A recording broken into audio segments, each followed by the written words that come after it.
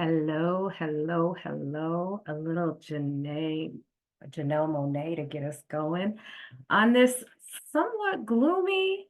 I hope the sun is coming, especially after the beautiful sky lit up this weekend for folks that saw my son came in and said, Mom, the sun is exploding and sending things our way. And I was like, I don't exactly think that's what's happening, honey. But it is beautiful. Anyway, welcome everyone to May's edition of Centering Justice. So glad to have y'all in the space. For folks who are new or newer to Centering Justice, this is a dream space, y'all. It is a place and a podcast of possibilities. Every episode, we are amplifying the voices of Black and Brown and melanated dreamers, our allies, and the work of changemakers and doers who are building bridges from the current world towards a future where all of us are free.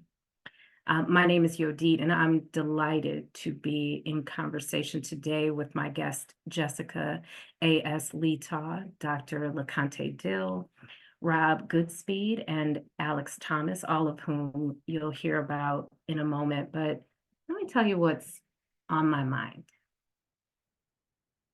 The topic of racially restrictive covenants, which we're going to hear more about today, really wasn't on my radar until about 4 or 5 years ago. I've been involved in the creation of a tour for our Champions for Change Fellows through Washtenaw County's racial history, where I got a chance to work with Jess Letaw, one of our guests today, and also Matthew Countryman, a historian and an author who'd been writing about up south, urban cities in the north, and the experience of racism, structural racism, and trauma there. And we came together in a coalition of folks called the Black Washtenaw Collaboratory that included folks from the university, but also from community, from local organizations that were documenting and researching that history of racial segregation. And that's where I began to learn about the racially restrictive covenants. And of course, if you've been listening in this season, we've been focused on stories and storytelling, and the way that stories shape our knowing. And the supposition that undergirds this season has been that the way in which we have been socialized and the ways in which mainstream media and broader the zeitgeist reinforces the idea of the ideals and the project of white supremacy. And so therefore we believe we need to offer counter narratives, and we need to illuminate lesser known stories. And as we're getting ready to wind down this season, I really thought it was important for us to bring the reality of story and narrative right here to our own backyard. One story that Washtenaw County, although we are not unique, but loves to promote, is that it is this sort of liberal and progressive community. And yet the reality is that's not true for everybody here. Jess and I were actually interviewed for an article after Fortune magazine named Ann Arbor the best place in the United States for families to live. And we asserted, I'm going to share a bit of what I wrote in that article, that while that is true in some cases, the city's myriad of assets are really inaccessible to a lot of folks. I've been struggling here for years to reckon with the realities of this community, and I continue to be sort of learning and make sense making about what I experience as a resident, as someone working here, as a person raising a child here, but also as a racial and economic justice organizer and activist. And I've been struggling with knowing that we're, for example, in the state's third wealthiest county, that Ann Arbor boasts a median income of nearly $200,000 a year, that we also are the 8th most income segregated county in America. And my work and the work of New is situated at the intersection of the story of who we think we are and the reality of who we really are.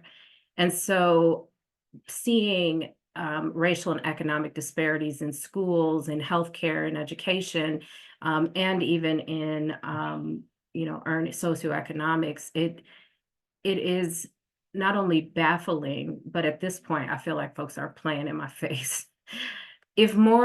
I believe if more Ann Arborites were informed, which is why I created this platform, more of us were active, more of us were resolved to upend and repair the legacies of anti-Black racism, I think it could be a better place for all of us to live. And in this better place, in this future I see, we would continue to courageously grapple with our complicity in settler colonialism, in the nation's original sin of human trafficking, enslavement, and violence towards Indigenous and Black folk.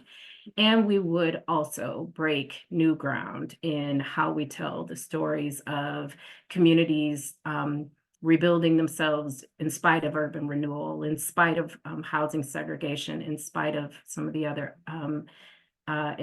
inequities that I mentioned, and that we would, as a community and as a nation, reckon and repair those past harms.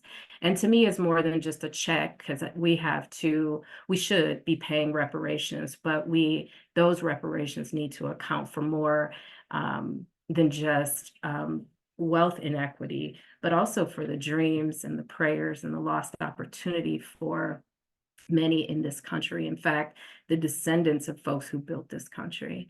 And I believe that boldly naming the truth, whether you've been involved actively in this oppression or complicit just from ignorance, that from a place of love, from a place of care, from a place of accountability and resilience, we have to create that future together at the local level and at the national level that atones for that sin, but that also creates a better future for our children's grandchildren. And so I have been involved in a project called Justice Indeed that is mapping racially restrictive covenants. And I want to just do something I rarely do anymore, which is share my screen and show you an example for folks who are maybe less familiar, an example of a racially restrictive covenant. So I want to just pull that up so we can understand. This is an image from one of the deeds that we uncovered. I just want to give you an example. These are deeds in Washtenaw County, like this is on somebody's house today. And highlighted, you'll see the language that was included in this deed. It says, in this case, no persons, or any race other than the Caucasian race shall use or occupy any building or any lot, except that this covenant shall not prevent occupancy by domestic servants of a different race domiciled with an owner or tenant.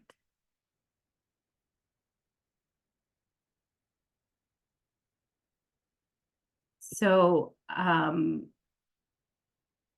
Rob, I'm going to ask you in a moment, after I have you all kind of bring yourselves into space, I want you to talk more about what racially restrictive covenants are and about the work of Justice Indeed. But before we get into that, let me say thank you, friends, for joining me today. Thanks for those in our audience. Every episode of Centering Justice, we invite people to bring their whole selves, their identities and communities that you are bringing into this space. And we do that because we want to resist the tendency to see us in our titles or in very narrow definitions of who we are. So I will begin by asking our newest guest to Centering Justice, Dr. LeConté Dill. Please bring yourself into space and those identities and communities, and welcome. Thank you, Yodit, for the invitation. My name is LeConté, Dr. LeConté Dill, also known as Doc Dill. I am Deborah's daughter. My mom is in the podcast, live and direct from South Central LA. We both of us are daughters of South Central LA. I'm a granddaughter of the Great Migration. All four of my grandparents migrated to South LA in the 1940s when they were in their early 20s from the South.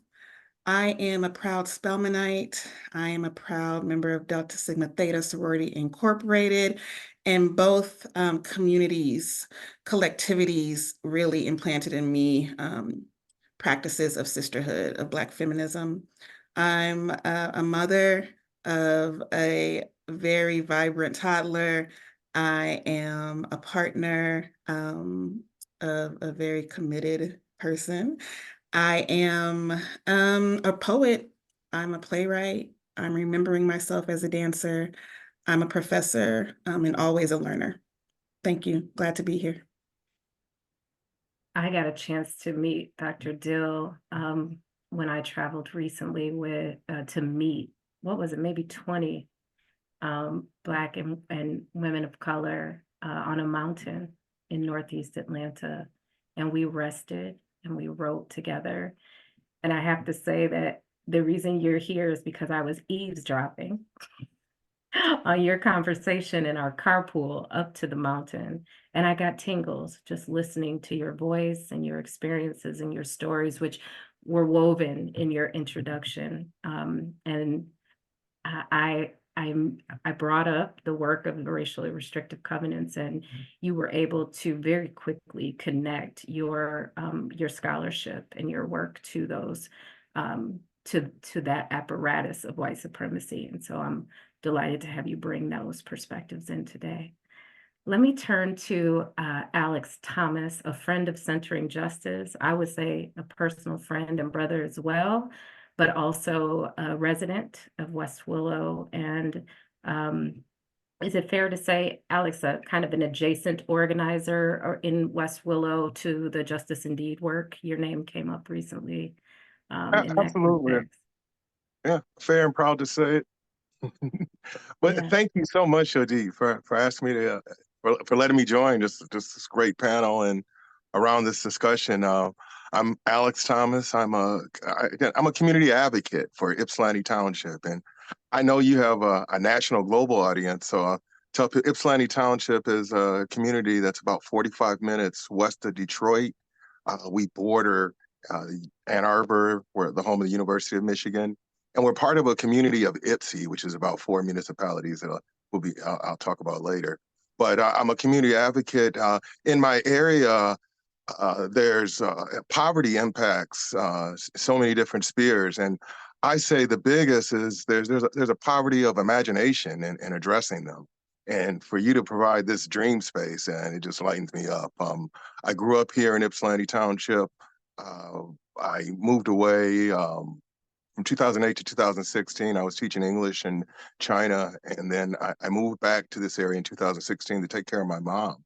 And moving back to West Willow in Ypsilanti Township, I was just shocked at the decline, not over the past 8 years, but just over the last 25, 30 years, shocked in the decline and looking at it up front from coming back and after being out of the country and coming back and looking to take part in the community and take care of my mom. So those challenges and that decline was just really pronounced in housing, youth programming, seniors, community safety, just so many challenges. So working in each of those spaces, I would often come in contact with Yodi and be able to share my West Willow Ypsilanti Township story. And I just so thankful for being here and can't wait to continue to share that for the rest of the period. So that's Thanks, me. Alex. And oh my goodness, I'm sorry, Yodi, my campaign manager killed me, and I'm running for Ypsilanti Township Supervisor. Come on. Your Yeah. campaign manager would kill you. Well, you can see it's a moment of honor. You know, you see where the heart goes. I just love the community, and that's where and this is the space for it. So it doesn't come immediately to mind like some other politicians. Thank you. Yeah, I think it's really important to know, for me to witness your trajectory from returning to the community to being really intentionally involved to now making this decision to run for office. And I pray for Black folks in particular, but really all melanated folks that are running for office wherever, because while it is a calling, it's not easy. So thank you for stepping up. Jessica, Letaw, hi. Hello, hello. What a good group. I'm just sitting with it in my spirit and my body. And you're Um, unique in this space because sometimes you're my co-host and sometimes you're a guest, and it just is a testament to how brilliant I think you are and how I can listen Identity to is a you spectrum. talk I flow about through many, it all. many things. Take your time, as Les says, and come on in this space. No, I appreciate that and have been so grateful for centering justice's existence in our community. I feel like this is often a conversation that I'm not hearing enough of. And so this is something that I really gravitate towards. My name is Jessica Letaw. Most people call me Jess. My last name rhymes with seesaw. Um, I am a community organizer for housing and racial justice, and that takes a lot of different forms. One of them is I'm the co-host of a local politics and policy podcast called Ann Arbor AF. Alex Thomas was a guest on there teaching us about our neighbors in Ypsi Township, and his episode remains years later the most listened to episode of our entire catalog. I know, so rad. You should promote that in your campaign. I I will. It's a also great audience. I am Kathy's eldest daughter. She's a daughter of Mississippi. My mom passed away earlier this year, and I've been thinking a lot about my story in the context of hers and her story in the context of my work.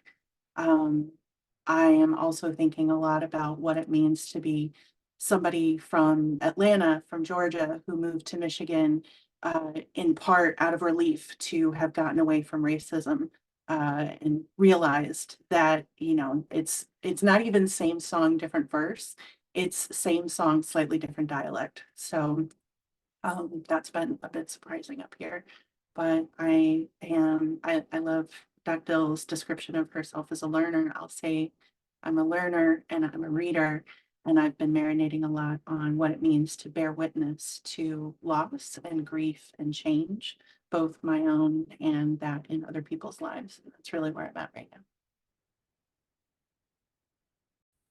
now. And last but certainly not least, Rob, I think you will forever be cemented in my heart, because you are one of the rare academics that will challenge the kind of academic norms in meetings and in working with universities. And I just have so benefited from being in space where you are leading us, in that you're a quick learner. If I'm like, Rob, I think you should be thinking about these kind of ways of being for our meeting, you're like, okay, I love that, and I can adapt that. And also, when I was thinking about what song we would play, y'all, Rob had a whole uh, song list he was ready to drop. And as I understand it, you play some of this music to your classes and students. That was a pandemic initiative on Zoom, yeah, absolutely. And I appreciate that, UD. So I am I didn't use the word academic. I am a researcher, teacher, and activist like LeConté. I'm a professor in the urban planning field and involved in the project kind of through those identities, but also a parent and a spouse. And I was going to share a biker, but that means bicycle, not Harleys. So just to clarify, say it's bike to work day. And Ann Arbor resident, and really I just come to the work. I came initially to Ann Arbor in the early 2000s as an undergraduate, and I learned about the planning field by doing historical research about urban renewal. And so that's kind of the most notorious episode, but really that was my entree into the many ways the planning field's been a participant in racial inequality, even racial violence. And so that's kind of, I definitely feel though, like my training and paths, I'm constantly trying to learn and move beyond it and try to invent the future. So that's it's kind of a bit about my approach, and looking forward to the conversation. Yeah, maybe the word academic wasn't appropriate, but No, I own it. It's fine. You're the most unacademic academic I've worked with. I mean, look at this backdrop, right? So I'm going to ask the group a question in a moment. I'm going to ask y'all a question I ask every guest, which is, when did you know you were sort of transforming as it relates to this work? But actually, Rob, I would love if you would just ground us a little bit in what are racially restrictive covenants? What is that history? And just in a little bit, I'm going to ask you to talk also about housing broadly and kind of a little history lesson on housing in the US. But Rob, what are we talking about? Yeah, absolutely. And I was reflecting, I think it's such a complex story, but if, one starting point, obviously you suggested there isn't much, really at the founding, but let's start in the 20th century. There was, as a legal instrument of segregation, racial zoning in many U.S. cities, and so that when that was declared unconstitutional, really the government institutions and the real estate industry quickly pivoted in the like the 1910s into using racial covenants, and so these are part of Holmes' deeds, so part of the official government records that document ownership of property that prohibit people of certain races from buying or occupying that property. And we, as you showed, they often restrict ownership and occupancy to whites or Caucasians only. There's also versions that restrict specific groups by identity, often Blacks or African Americans, or other examples of other groups that we've found. And not to get, so then these become very popular. It's really a convention in the real estate industry across the whole country, including locally. They're not rendered unenforceable until 1948, the Supreme Court case Shelley versus Kramer. But that doesn't mean they're not illegal to create. They just means the courts won't enforce them. They're not illegal until 1968. And so we found, not to get ahead of ourselves, in our preliminary analysis, the earliest one we found in Washtenaw County is 1912. They kind of fall out of favor in the 50s. We did find one from 1972, kind of the same boilerplate still being used. But I think of them as a convenient entree into that, like a broader suite of tools we really need to reckon with. That includes redlining, includes urban renewal, includes discriminatory lending, a lot of things. And so to me, what's valuable is they're very concrete and they're specific to place, so they can help us think about places and why places are unequal. And then they're a really powerful educational tool to go into, why, how, and in what ways are places unequal, and what are the tools we have at our disposal to kind of reckon with that, to challenge that through a lot of different avenues. So hopefully that gets us started about these, and why they're important, and why they're, an entree into this broader question of a more equitable housing future I think we want to create. 100%. That's our aim. And just, I've heard you give talks where you talk about punishing Blackness in particular and privileging whiteness. And I wonder if you could also contextualize briefly where the RRCs situate in that history here in the US, and even how it connects locally. I have to say, as an organizer who reads a lot, to be surprised with this question, I'm just feeling so happy with myself, because I feel like I've done my homework and I'm like ready to answer. So the first thing that I want to be sure to name is that in Western culture in general, and in America in particular, our dominant culture is a white supremacist one. That's a culture that rewards whiteness and proximity to whiteness with wealth and land and opportunity, and punishes Blackness and proximity to Blackness with disenfranchisement and active suppression of access to those opportunities. And the purpose of white supremacy is, first of all, to define hierarchies, to define and assign value to people, to groups, to communities, through disconnection and division, through dividing Black, Indigenous, and other people of color from one another, dividing white people from one another, dividing Black, Indigenous, and other people of color from white people, all of us from the land of our environment, and each of us individually from ourselves, and naming that as the water that we all swim in, that our policy comes from, that our culture comes from, I think is a really important place to start. And lately, I've also come to understand, in thinking about the larger context of housing, that the American project of housing has been one of using it as a tool of exclusion from the very beginning. If we look at settler colonialism, it was the colonizers saying, I have a right to use and extract your land, resources, and people however I see fit, and land my people wherever I see fit. So from the very beginning, that settler colonial and racialized project was defining who got to live where. That led directly to the Trail of Tears and the establishment of reservations where Indigenous people were assigned to live and moved in really brutal ways that often ended in illness and death, which led to the Homestead Act in 1862, which was the United States government saying, you know, all this land that's here, we're going to say it's ours now.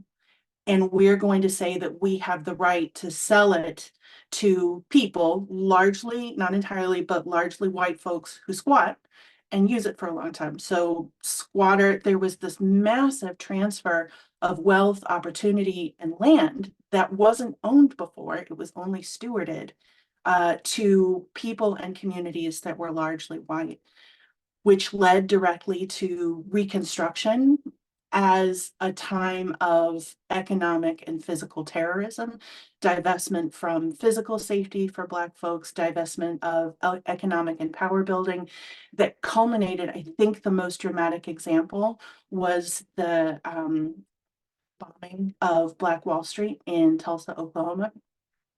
But by far not the only example. And in Ann Arbor, one of the things I think we've struggled with in our kind of community storytelling of ourselves is that we don't have a redlining map. We don't have a Black Wall Street. We don't have a bombing, but we still have this economic and opportunity violence of the fracturing of Black dreams, of Black opportunity, of Black concentration of power and community that still remains there. So even though it doesn't look like it does in other communities, it's still absolutely been here. And by the way, the fact that we don't have a redlining map is not a harbinger that Ann Arbor has always been on the right side of history.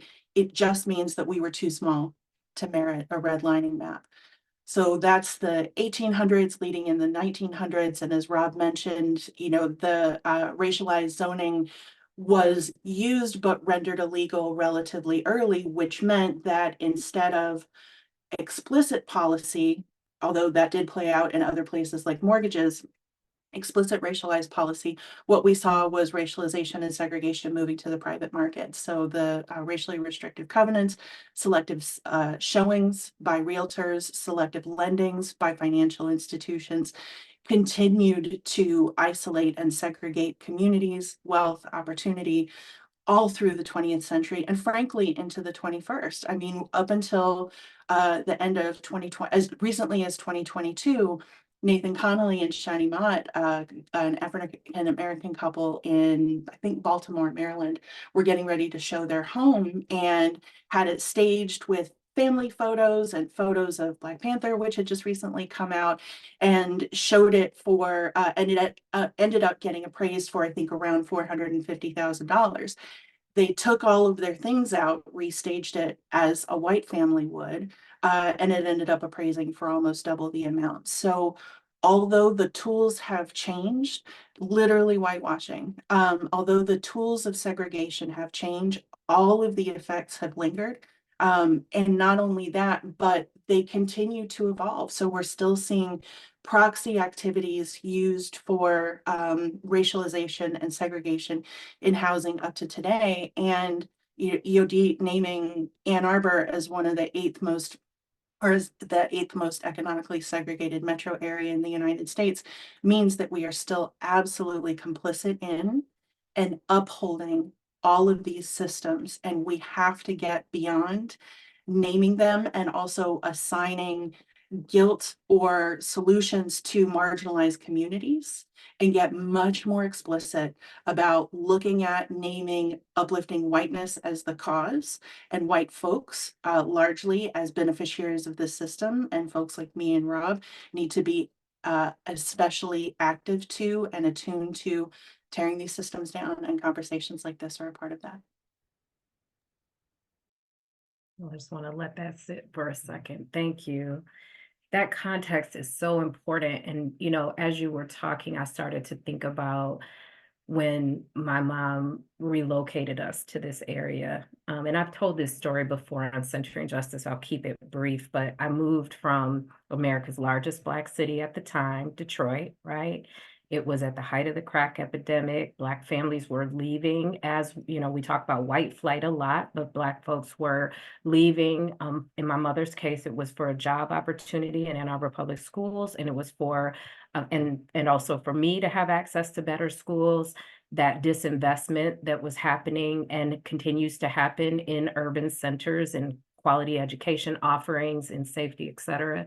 We came here, we moved to an apartment. I remember my mother could not afford, this was in the late 90s, to buy a house in or late 80s, sorry, early 90s. Couldn't afford to buy in Ann Arbor, but we rented an apartment on Green Road, and literally across the street was a housing community, we used to call it the projects, that had been put there after the Justice Department had come into Ann Arbor because of allegations of housing racism, I'll say. So these developments were happening, these little pockets. And something you said made me think about, while that creation was important, certainly developing affordable housing is important. You know, you and I worked on a project to bring affordable housing to Catherine Street, right in downtown Ann Arbor. And as much as the edifice itself, the construction of affordable housing is important, if we don't shift the culture, right? If we are still policing Black spaces, and if we are still disinvesting resources, like there is no affordable grocery store around that affordable housing, there are issues of transportation around that facility, right? And we know that folks who have been housing unstable and who also have other challenges, you know, whether that's they're in recovery or they have mental health or behavioral health issues, we know that's criminalized. I see one of my comrades, Ryan Hinyard, here, and so who works as was an organizer with the Coalition on Reimagining Our Safety. I think about the way in which housing and all of these systems that you talk about intersect with everything from you know, policing to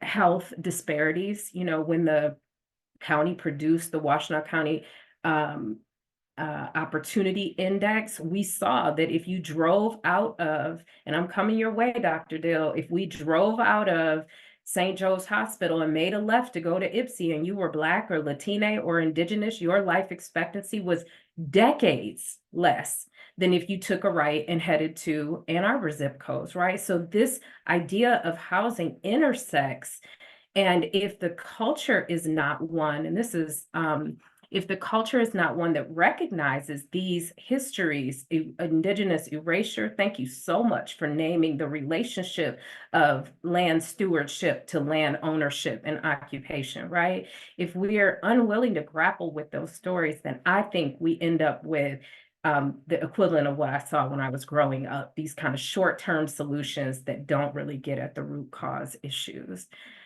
So with that, you know, I mentioned something that I was noticing. I mentioned this next question about sort of when were you transforming? And something I'm seeing in hearing from each of you as scholars, as activists, as advocates, as organizers, is this common theme of naming and being a part of racial justice. And I just don't see that in a lot of spaces. So I want to refine this question around transforming to understand from you all. Kind of, and we ask every guest the story of transformation, really to witness, to bear witness to other people who are on the precipice of embracing this change or embracing new ways of thinking, to share a story of your transformation. One of the moments where you knew your ways of working or being were changing.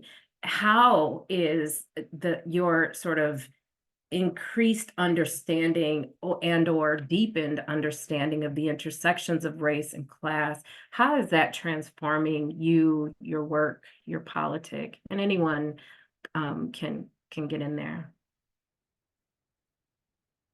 Why is it so important? LeConté, I'm gonna come your way. I'll Yeah. start. So an early moment, I don't always count this, but an important moment is, again, being a daughter of South Central LA and a granddaughter of folks from the Great Migration. And so South Central, the name of the neighborhoods where I was born and raised, as well as my parents and aunts and uncles, oftentimes that moniker is stigmatized, or it's South Central is attributable to violence, to gangs, red and blue, to the ghetto. But the name South Central, and even there's been name changes over the years, and politicians even voting to change the name. No, it's South LA. No, it's other names. The new names that also get brought up and not named by the people that live there. But I proudly say South Central because when my grandparents moved to LA, and although they were moving for opportunity, they couldn't just move anywhere in LA, right? Because of the zoning policies and practices, because of racial restrictive covenants. So most of the Black people in LA had to live along Central Avenue. And as the restrictive covenants began to lessen and mobility among Black people was accessible, there's still constraints. So Black people could move south along still Central Avenue. So that South Central is not just being the South or the central part of LA, it's literally the avenue that was the Black hub of LA. So knowing that history and learning that history, like from my mom, like just driving around LA, learning a little bit about that history from my grandparents and the stories that they shared.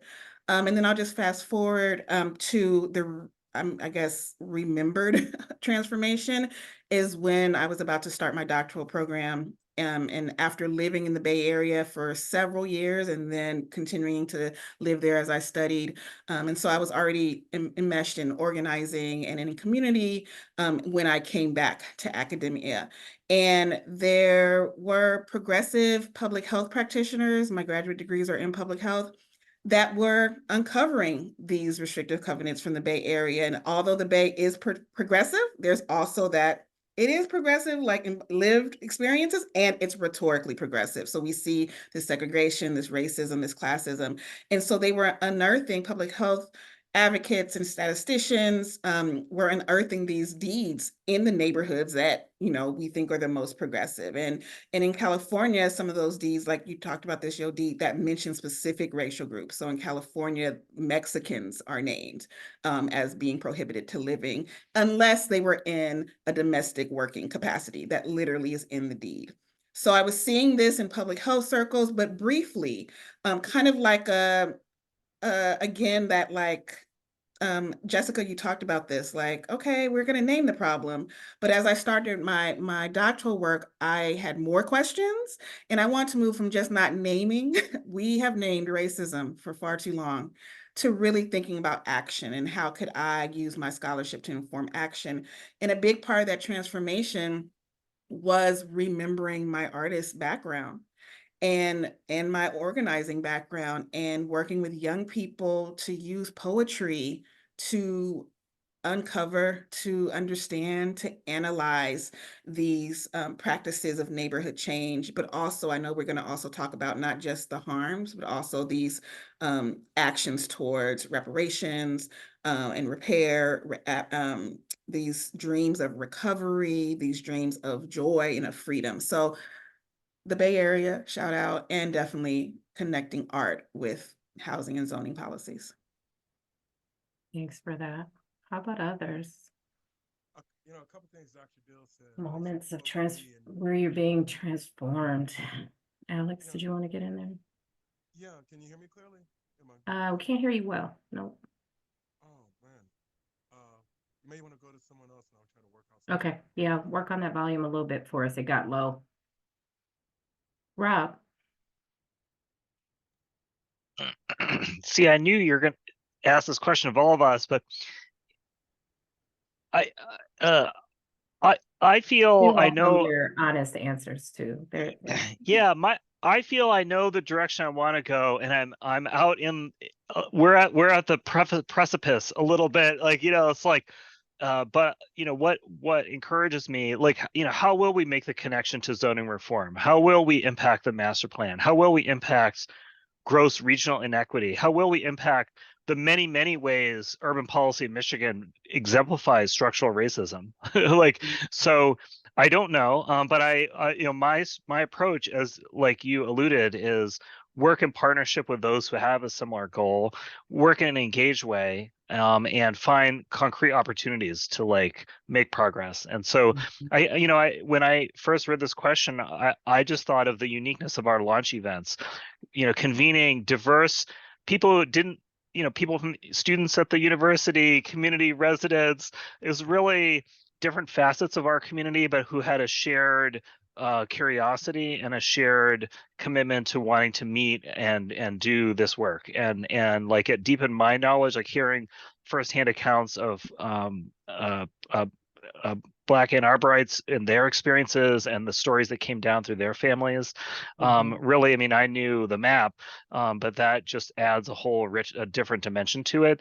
And then also others who are like, I'm new to this community, but I've seen these dynamics in the community where I'm from, and some of our research assistants, that's the kind of perspective they have, and they know they want to work on changing community. And so so that, that's a recent example, that those were just really unique events. And I think the work we're trying to exemplify what should happen, where we can dig into history, but in a way that leverages the different facets of our community, and kind of is aiming at questioning the status quo in different ways. Yeah, that's kind of what comes to mind.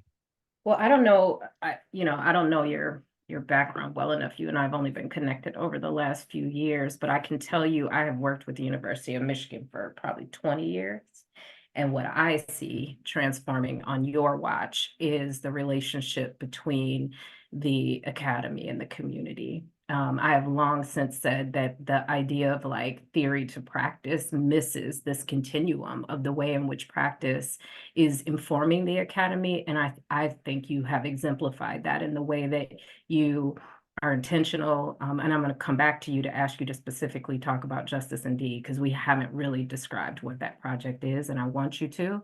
But the launch event that you're talking about is a result of you intentionally partnering with community that includes Jess and I, but many other communities. And it's not Justice Indeed is not just you, and this doesn't just speak to you, but it's a way I'm seeing your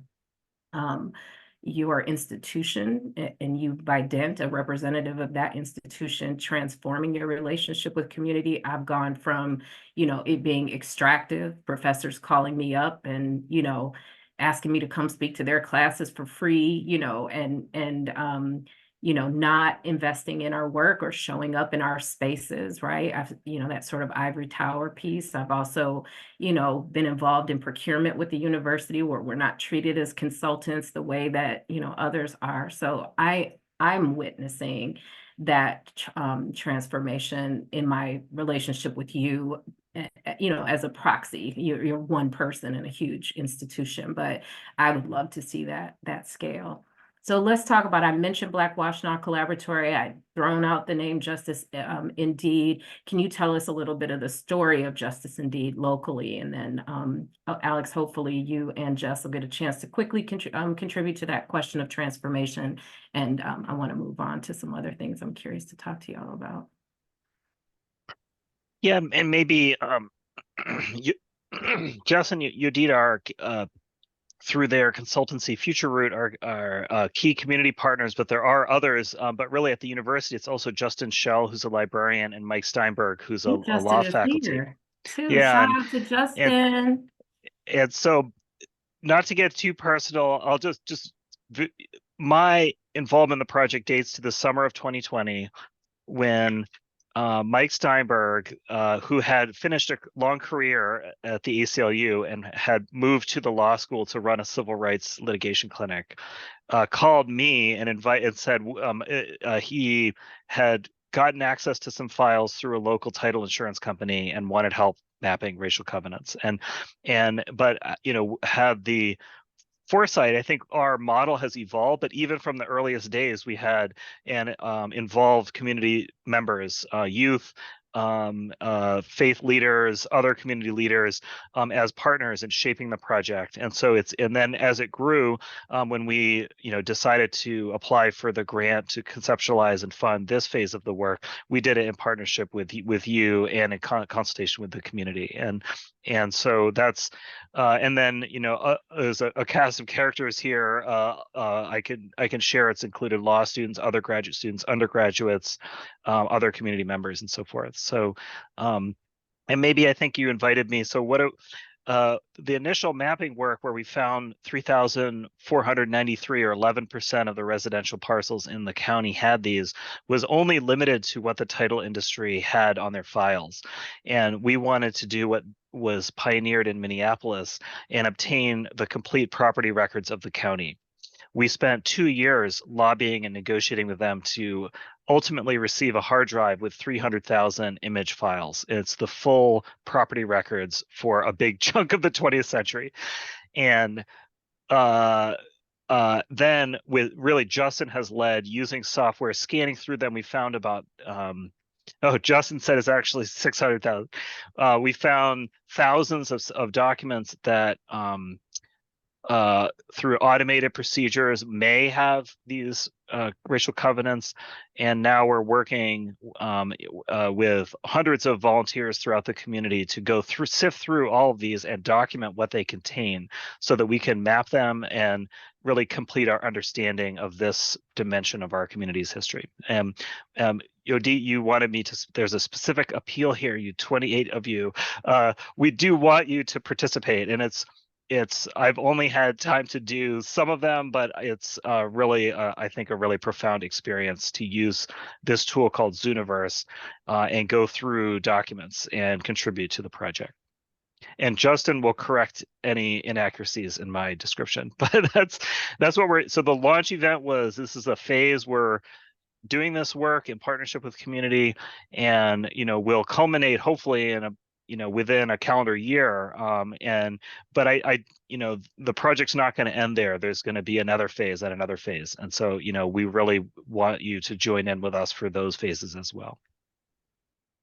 Yeah, it is an appeal, and thank you, y'all, for lifting that up. And the why for me is that, we have to document the truth. And so many of us organizers that have been on the front lines have been saying for years that the disparities, many of which I mentioned already, are a result of structural racism. This isn't about just, ineffective leadership or, racist individuals. This is baked into every city in America, and our city and our cities in Southeast Michigan are not, or any northern cities are not immune to participating in this system. And so it is a call for folks to get involved. And we can talk more about that a little bit later.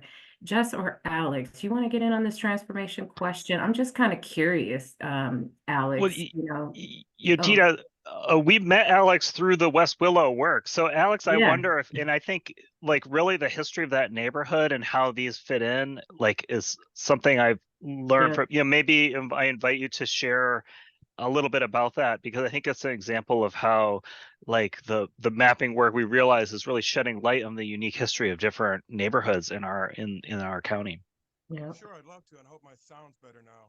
It's not. Can you just check the volume button? Did you accidentally turn it down? Or if you're using your phone, sometimes it'll switch between Bluetooth and speaker.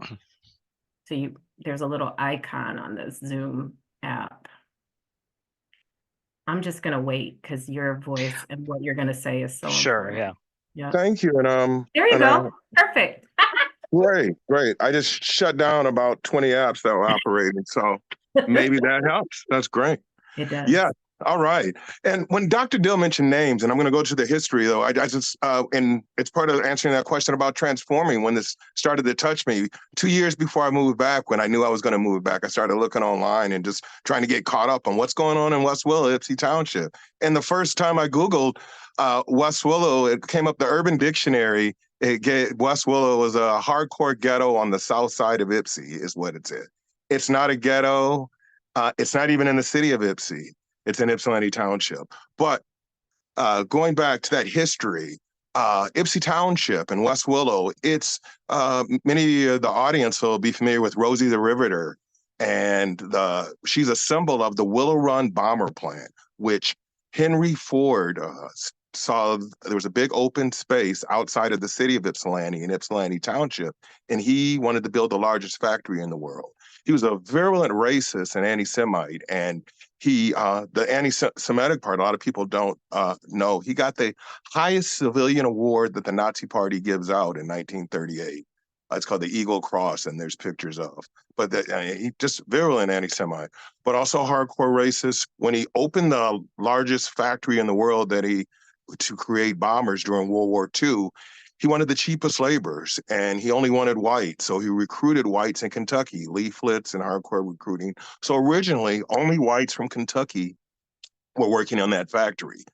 It was through hardcore organizing. I know we have limited time, but an important part of this is there was an existing Black community in Ypsilanti from the 19th century, from the 1800s, that because we had a spot on the Underground Railroad when traveling from Chicago to Detroit and then on to Canada, early in the 1800s, a African-American community in the city of Ypsilanti started.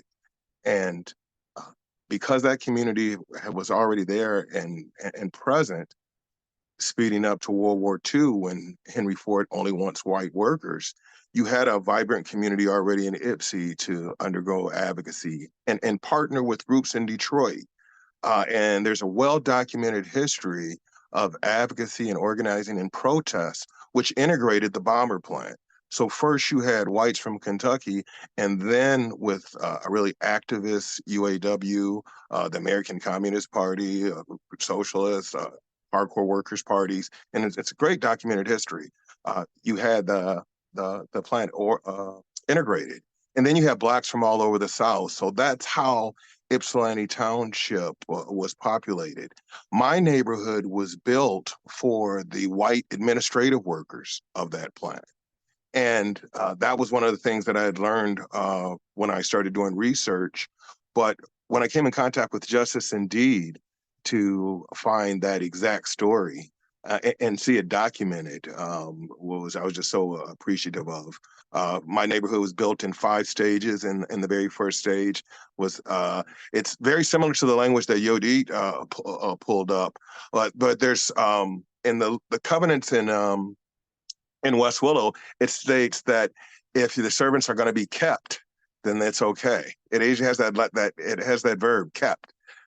So just we talk about this and we see and live with the effects, but just actually reading it, it really hits on a deeper level and brings the reality of what we've been living in a different perspective. And yeah, so that's and it's really important to understand that distinction between the 4 municipalities that make up Ypsi, because we have the city of Ypsi, and then we have Ypsi Township, and we have a Southern Superior Township, and we have Eastern Pittsfield. And to Rob's point about zoning and planning, that's 4 different municipal bodies that if we're going to address any of these issues, they have to be, those representatives and those folks and those individual municipalities have to be addressed. So it's, and that's that fracturing of the African-American community. When those municipality borders were drawn, it did. The Ypsi City is about 30% African-American, Superior Township's about 30%, and Ypsi Township's about 30% African-American.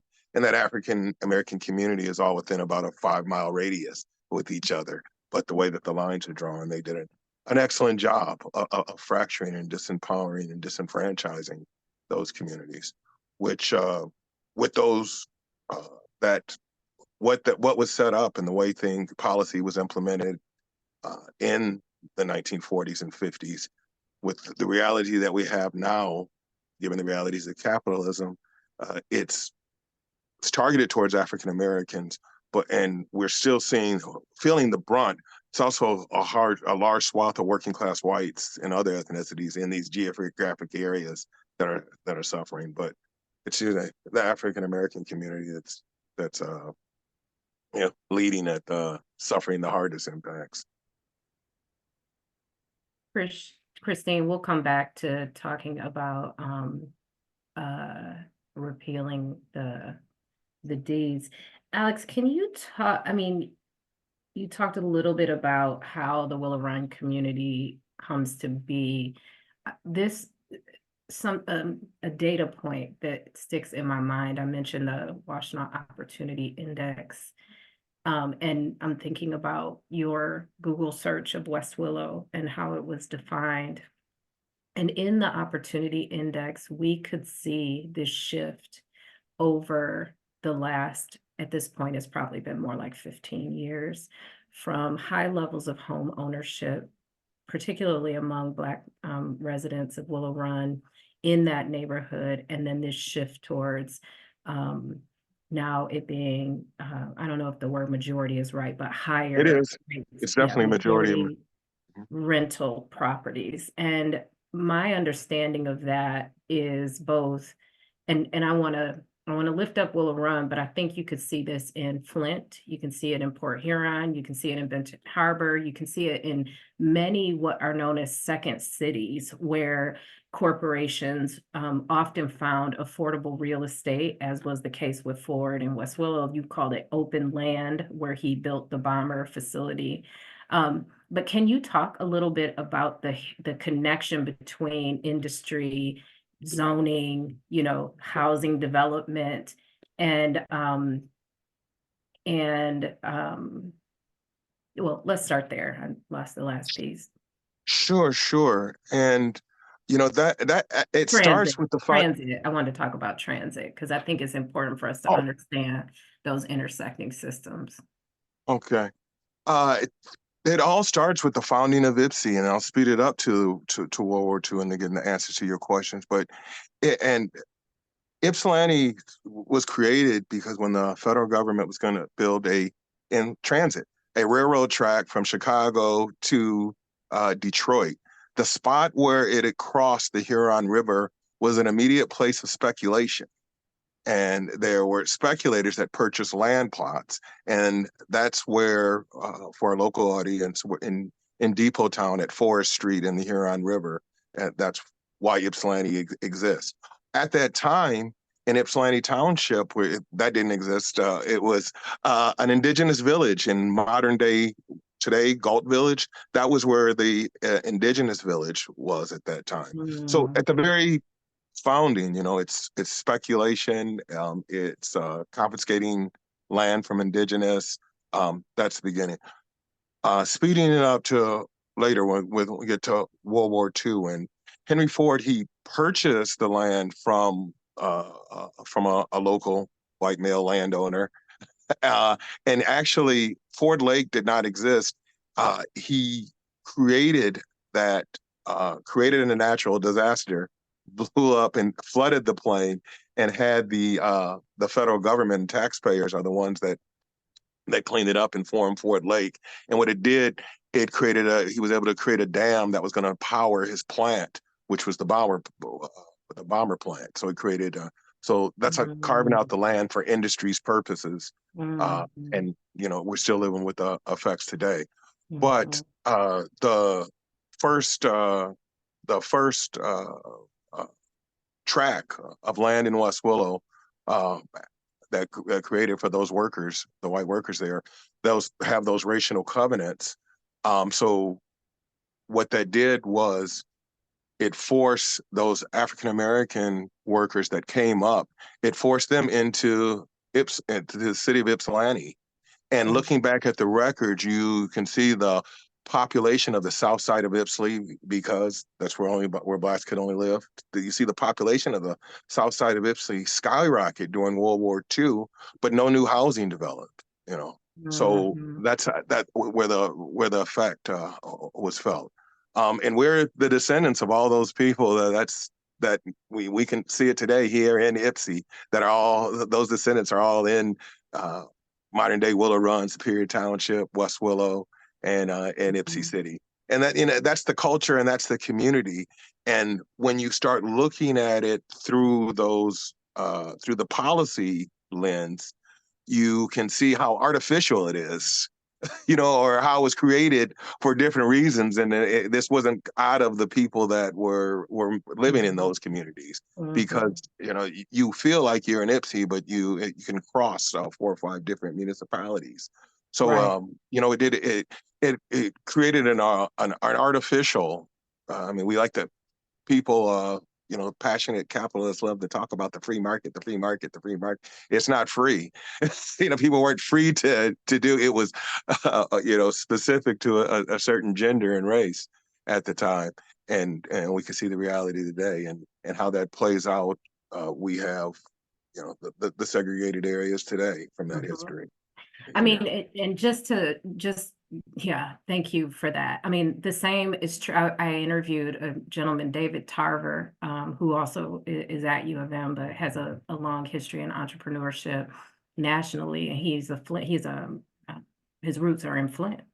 And he talked about Flint at one point being per capita the most affluent Black, uh, community in the state of Michigan. And it is by design that the Flint water crisis happened, through the disinvestment of industry there, through the the water leaching that happened was directly correlated to industry.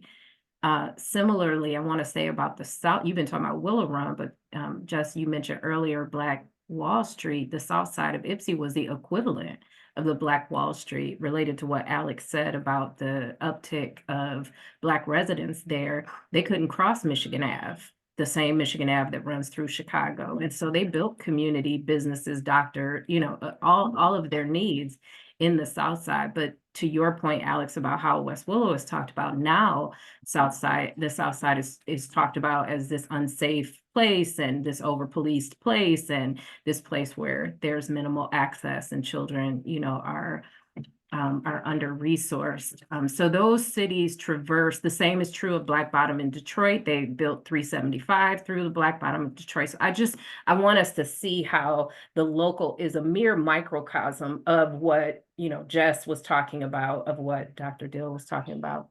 Dr. Dill, I'd love to get you kind of back in. I see the head nod, and I'll get you back in the conversation. What's coming up for you? Yeah, so this national trend of these intentional destruction of Black neighborhoods. Dr. Mindy Fullilove, who's a psychiatrist based in New York, Jersey, Pennsylvania, calls it root shock. She has a book called Root Shock that came out 20 years ago, but there's been more recent editions of it where she studied urban renewal around the country. And she calls the phenomenon root shock because she's giving an analogy to a tree or a flower or a plant. If you cut the tree at the root, it destroys the whole tree. It destroys the whole garden, the whole forest, et cetera. And so that's what's happened to these communities. And we see this trend, Yodi, that's why you're naming these cities all around Michigan, or really all around the country. We could also say globally. We see this trend of, these zoning, these racist zoning and housing policies and practices. We see the transportation policies and practices. I've been living in the greater Lansing area for 3 years. I teach at MSU, and 496, Interstate 496 cuts through Lansing from the west side of Lansing to the east side. It's about 12 miles. And that was intentionally built. It was decided in the late 50s, but built in the early 60s. And we often see, although there is often a required public notification, the decisions are made years before that, right? So even sometimes it's performative when public is notified or invited into meetings because the decisions are already made and often backdoor. And so 496 decimated the hub of Black community, which was across socioeconomic lines, but a very vibrant middle upper class Black community. And shout out to the Historical Society of Greater Lansing and other long-term residents of Lansing that have, still live here, but live elsewhere from where their families own property. They came out with a documentary last summer called They Even Took the Dirt. So I encourage folks to look for it. I want to also support, like, maybe we can do more film screenings around the state, if not broader, around it. But it's really documenting from residents at the time, and they're talking about this root shock, like literally the emotional toll that this destruction does, in addition to the historical, the economic toll, the emotional toll, that this is trauma, right? That's why Dr. Full of psychiatry, she's naming this as trauma. And, again, as Jess says, like beyond naming this, going to like, what is action? The Historical Society, the collective of folks locally have, again, looked to art. So creating the documentary, they did an art exhibit downtown with pictures and the numbers, 600 homes and 200 businesses, mostly Black, were destroyed. So 800 establishments. And if you think about the sizes of some of these towns or municipalities, that is destroying the nexus. And so, yeah, I just wanted to drop Dr. Fullerlove's work, but also to have us thinking about this emotional toll. We know that we're emotionally triggered and we're fired up, but thinking about the inheritance of the loss, we've been talking about legacy. I want to move us to think about inheritance of healing as well, right? But naming that loss. LeConté, I really appreciate bringing up Mindy Fullerlove's work, and it reminds me, I'm reading a wonderful new book called City Limits by Megan Kimball, which is case studies of freeway projects in Texas, and she has a chapter describing a Black neighborhood in Dallas, which was and really how it was really destroyed by the freeway project. And I think we should mention, I mean, even today there's communities organizing around the 375 project in Detroit, which the initial proposal from MDOT was to replace the sunken freeway with a super wide, dangerous boulevard and claim it was repairing harm. And, that's obviously not satisfying. They're also rebuilding 475, which carved through Flint, not from a reparative framework to increase capacity. There's also a widening proposal in Grand Rapids through the heart of that city, and community organizing around that. So, kind of, it's in my mind, it's not only the legacy, it's a live struggle. And I think I invite folks to kind of that's different than land use, but it's another area in the planning field. I think there's some like positive, good trouble happening. Yeah, I want to just name, actually, I want to ask Dr. Dill if you could drop the film documentary into the chat. And I so appreciate this invitation to talk about healing, which is something I want to round out our talk today in just a bit. And I want to invite our audience as well. But just something came to my mind that I'm wondering if you can speak to, because we're talking about houses and we're talking about covenants, but this also obviously impacts people. And so I'm curious about like, what questions are you kind of still holding today? And I want folks to know that I've decided that on Juneteenth, which falls on a Wednesday, that we are, Doc Dill, going to film a local documentary called There Went the Neighborhood. And we're going to bring 2 Black former residents of our neighborhood. The building that we own and operate is in a historically Black neighborhood of Ann Arbor that has changed a lot. But we're going to engage them in dialogue after we watch the film, and then eat some good food and have some fellowship talking about Black freedoms and also BIPOC solidarity. Just talked about how we've been disconnected by these systems of oppression, and we want to as an organization, continue to build those bridges. So, but Jess, you have, such beautiful insight, I think, when I asked, like, what questions are you holding? And I wondered if you might bring those forth before we look ahead to our freedom dreams for our children's grandchildren.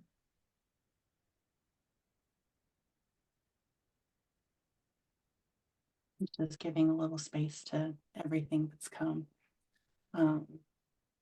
I can never get enough of talking about housing. And one of the things that I appreciate about having those conversations in diverse spaces, and I think what I mean when I say that is not majority white, is that the conversation becomes much more holistic.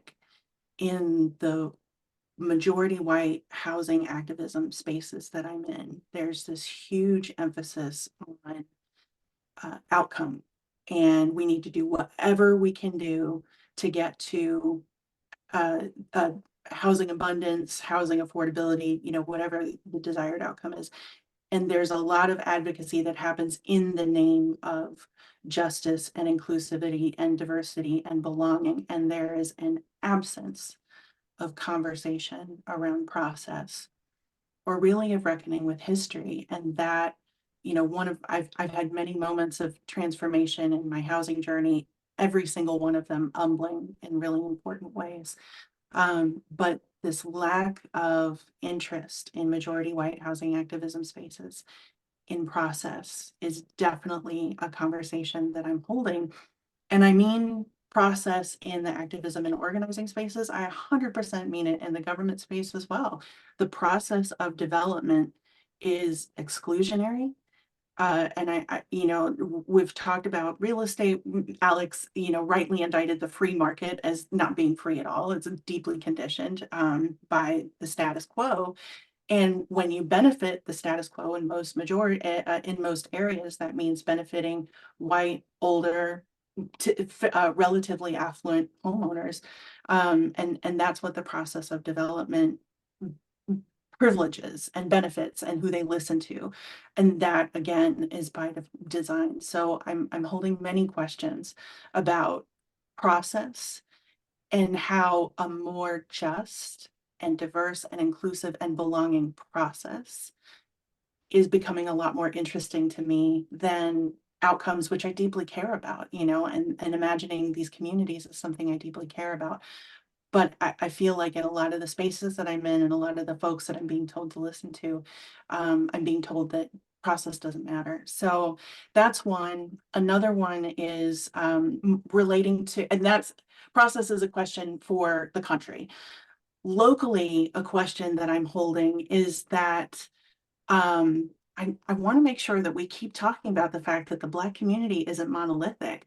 I want to have a more nuanced understanding, specifically, this is my question, of Black history as it relates to class in Washtenaw County. Yodit, you talked about Black flight, and that's a real thing, right? And I don't think we have enough of a documented history of Black flight to Washtenaw County as it pertains to class and as it was driven by class. And that's super interesting to me. And that was this is prompted in part by the proliferation of people of color in general in Washtenaw County in the 1960s and 70s, and the increase of Black home ownership in general. And the fact that Ann Arbor policy responded by restricting access to market rate housing via zoning policy, and social housing via lack of funding and service support. And Yodit, I've really been sitting with the fact that when your mom came in the 1980s and couldn't afford to buy, that was by design. Mm-hmm. That was by design. Absolutely. And while this is not true of my mother, I think I'm going to say that a whole lot of Black people did not come here to be Black. They came here for the proximity to whiteness. Yes. They came yes. here for the allure of the assimilation to whiteness, to a better life, to the American dream. And while I don't think my mother did that explicitly, I think that was what was in the coded language she'd heard about it being safer, about it being better schools, about, because the safety was in wider communities, in wider schools, and in whiter experiences, which is something that now that I'm raising a Black child in this neighborhood is really difficult to help shape and form his sense of self when the standard here is white and wealthy. Right. And so it doesn't surprise me that he comes home and talks about, fast cars and how many houses he wants to have. And not that that's unique to this area, but that's not what he's learning at home. That is what the world and the environment and this area is saying. And so I do think I'm constantly reckoning with my role as a settler. I'm constantly reckoning with the ways in which I have internalized white supremacy. When you talk about healing, Doc Dill, a big part of that healing is untethering myself from the tenets of white supremacy, which include hyper-productivity. I was lauded and rewarded still for being a high-achieving Black woman, for filling out the myth of the Black girl magic and the Black superwoman, and tokenized here because I was a unicorn. Somebody told me I was a white woman whisperer, right? Because of the ways I can navigate white spaces. So we have much to do in that healing, but I think just what you're talking about is if all we do is say, oh, well, now we have more abundant housing, but we don't talk about the need for housing that is specifically available for families that don't look like the nuclear definition of families, for communities of people who are not just a monolithic Black, but Black in all of its multiplicities, in Asianness, in indigeneity, in every other beautiful representation of the mosaic of the promise of this country that has yet to be fulfilled. And so that's where I want to engage our audience and you all as our guests. It's easy for us to wag our finger at the problem, and the problem is deep and it's long held, and it's important that we understand it. And yet, the greatest practice of liberation and revolution for me is dreaming of the alternative and working towards that and turning our attention towards that. And so in the spirit of the Indigenous principle of 7 generations back and forward, I want to ask, what are your dreams for the blocks, neighborhoods, communities of our children's grandchildren? And what are some practical, like just today's steps we could take, in moving towards that? And I don't care if they're lofty or if they're practical or if they're, I don't even want to hear whether we could do it. I want to act as if we can. And I'm curious from you all what that would look like. I really think, I know that how whiteness and privilege and folks that were following whiteness and privilege, how that is what that's in the political realm and in the decision-making realm. That's what those decision makers and politicians are looking at. And on the local level, if people in those areas aren't involved locally, aren't participating, it's just so much easier to exclude them. So my dream, I mean, it might not sound lofty in the spiritual as I'd wanted, but it'll impact that in that way. I would love to see 7 generations on 90% voter participation, or whatever kind of system that we have in place in which leaders that are choosing and making decisions, that the people in those areas are participating, because they're not now, and it's just so easy in policy. And that's what politicians do. That's why it was so easy for me to forget that I was running because at the beginning of this conversation, because this is an authentic, real conversation. And in that political world, people aren't really addressing the immediate issues. They're thinking where people vote and how do I get reelected, and what that happens and how that plays out locally here. And these are high African-American population communities, high rental communities. Local politicians aren't even thinking about them. Not in the map, not any consideration. So I love that's that. a long way. I love that for our children's grandchildren, we would want near 100% participation in the democratic process and in voting. Absolutely. Love that, Alex. Thank you. What else, y'all? I mean, I want to live in Alex's neighborhood, so, or, and Alex's future neighborhood, so that.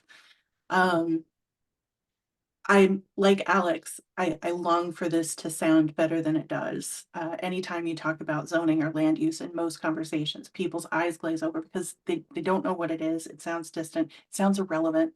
And yet the land use and zoning processes are how almost all of our kind of neighborhood decisions get made. And so one of the things that I'm hungry for is that everyone has a fluency around that process, whatever it is. And also, since we're dreaming big, the government doesn't have, whatever system we elect to govern us, doesn't have this siloed approach to its constituents, actually has a relationship-driven approach so that folks are welcomed into the process, folks feel welcome in the process, and folks, constituents, neighbors, community members also understand that we are the ones that hold the power, not these institutions. We really are. And we are that now. That's not even a future dream. It's just that most of us don't know it and we don't exert it. So I want relationship-driven government and for land use and zoning to be something that everyone is fluent in. Rob, how about you? Yeah, I was reflecting back. I think I didn't quite get the exact quote, Yodi, but you said something about how reparations are needed not only for economic wrongs, but also in terms of dreams. And so, I think within the planning field, I've been a big proponent of this idea of scenario planning, which is a continuation of a visionary tradition in the field, which I think often is fairly politically constrained, but holds the seeds of a broader scope for the planning field, and really using planning as a vehicle for communities to dream together about an alternative future. And so that's why I'm been really excited. We have a wonderful student-led class. I think you spoke in it, radical planning. I want to mention because we're going to support them to run it again next year. It's the events are open to the public, and that'll occur in January through April. Somebody a lot of drop folks that link because that's fire.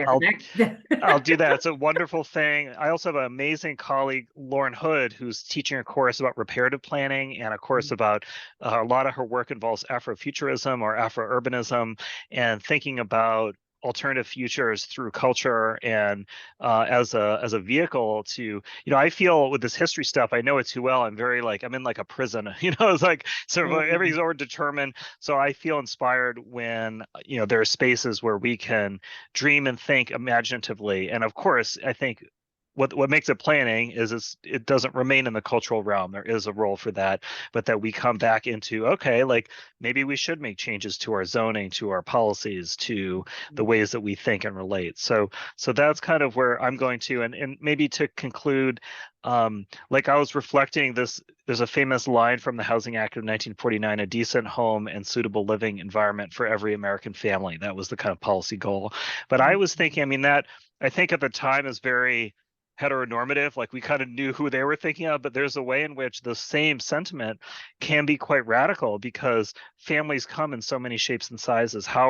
So that really challenges us to, we're not producing housing that is decent and suitable for all families. That's what we've been talking about. So there's a way I think we can revisit that, and it also points out housing isn't only about the structure, it's about the context, the broader environment, the community, the amenities, and all of that. And so I think, that's still to me relevant, but then it'd be about what's our dream for what that could be in light of who we want, who we are today and who we might be in the future. So and then I have the floor where part of the project, we kind of what to do about them and actually there's a participant who said this is still an issue in terms of these covenants.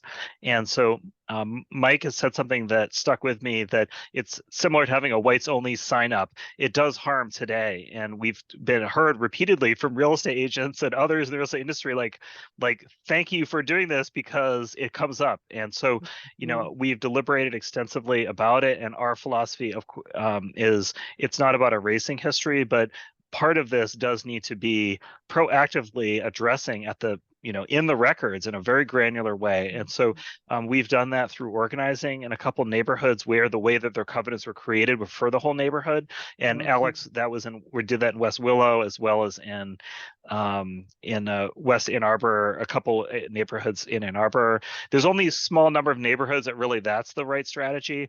Kind of separately, there's been a state law that's defined a process. And so there is something on the county website, but basically we have to map it before people even know if they need to do it.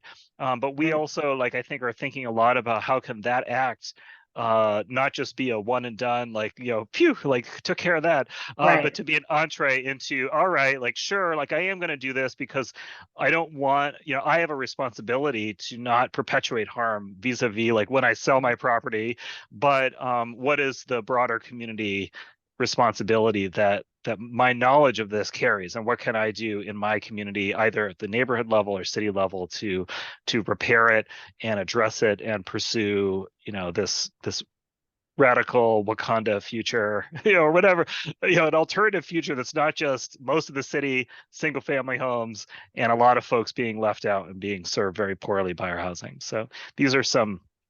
I enjoyed this conversation, everyone. Thank you so much. It was a great session. I want to give LeConté, I want to hear your response. I want to acknowledge that we might go just a little bit past 1:30, but not too much longer, folks. So thanks for sticking in there with us. So I'm thinking a lot about ritual in these spaces, rituals of mourning the losses, physically, emotionally, and rituals of what we hope to birth or to christen.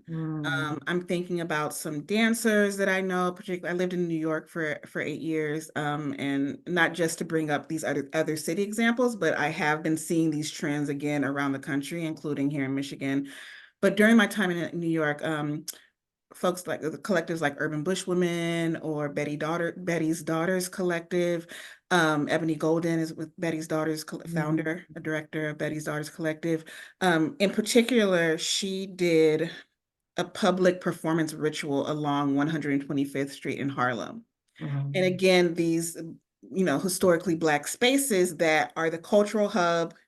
Then there's disinvestment, and it's then stigmatized as the ghetto. And then there's gentrification, and the folks that live there for decades are no longer able to live there. And so this public performance, the dancers, the actors, but also the audience, we had to walk and walk with them and thinking, and thank you, Rob, for bringing in Afrofuturism. This performance, imagine, what if Harriet Tubman was conducting a current journey through modern day Harlem? I mean, Harriet is definitely still here, but literally there was someone in like embodying I am Harriet, and she was leading the pack, the performers and the audience members along from the east side of 125th Street all the way to the west side, so river to river. And in some of the spaces, like one of the Lenox Lounge, historic jazz club that is now a Starbucks or 24-hour fitness, and no plaque to acknowledge those decades of history, there was literally performers in all white with white flags, literally doing a mourning, right? And so I know, I'm sure, I feel it through the Zoom room that there's folks here that are also engaging in rituals. And how can we collectively and intentionally think about, again, the art as activism, as resistance, but naming or acknowledging that mourning and that birthing. Ooh, you were reminding me of, there's also a ritual in the US South of Black and Indigenous women walking the water together. And so you made me visualize, our building sits on the Huron River here that flows throughout the Southeast Michigan watershed, right? So how beautiful that would be. My dream, one of the tenets of white supremacy is around individualism, and we laud pushing our children out of the nest. And I have said to my son, you can always come home and you can always be home. And my dream for his children's grandchildren is that they would have Big Mama close by, and that aunties and uncles, whether formed or familial, would be nearby to nurture and support them. my prayer would be that they would have, you know, access to elders. I'm listening to a podcast that says most of us are stuck in late stage adolescence and we don't even know how to be elders, right? So I'm working on becoming an elder so that his children's grandchildren have that lineage and legacy to build on. And that as we become an increasingly brown country, that we are embodying the principles, all the best of collectivism, all of the best of communal care, all of the best of providing, you know, and knowing that we are who we need. We don't need cops because we know how to take care of each other. We don't need you know, hospitals because we know how to birth our babies and we know how to provide for them. You know, we don't need you know, segregated schools because we honor the wisdoms and the ancestral knowing in our families and in our communities. We don't need them. They're there to serve us, not for us to serve a system. And that I believe that we right now on this Zoom are living in the prayers of our ancestors. And I'm believing that our children's grandchildren will experience the manifestation of these prayers that you all have articulated. Thank you for being our guests today. I could have had this conversation for 3 more hours. And I do encourage all of you to join us. I think our part 2 is going to be in our Juneteenth celebration. That'll be in person here. We know lots of folks are celebrating on the weekend, but on that Wednesday between 10 and 2, we're going to be right here at noon, and we'll be continuing to practice freedom together with all of you. There's some questions in the chat. I'm going to officially wrap up this episode of Centering Justice with deep gratitude to Dr. Dill, to Jess, to Rob, to Alex, and to thank Jess, our showrunner, the other Jess, who you don't see, our showrunner who's in the background. We'll end the pod, and then I want to be respectful of my guest time and afternoon, but I'm happy to stay on. I'm sure Jess, Letaw, if you're able to, if folks have questions specifically about Justice Indeed. Thank you, everyone. Enjoy Thank you. summer, and Thank you, we'll see Yodi. Thank you you, in everyone. person. Thank you so much. Thank you, everyone.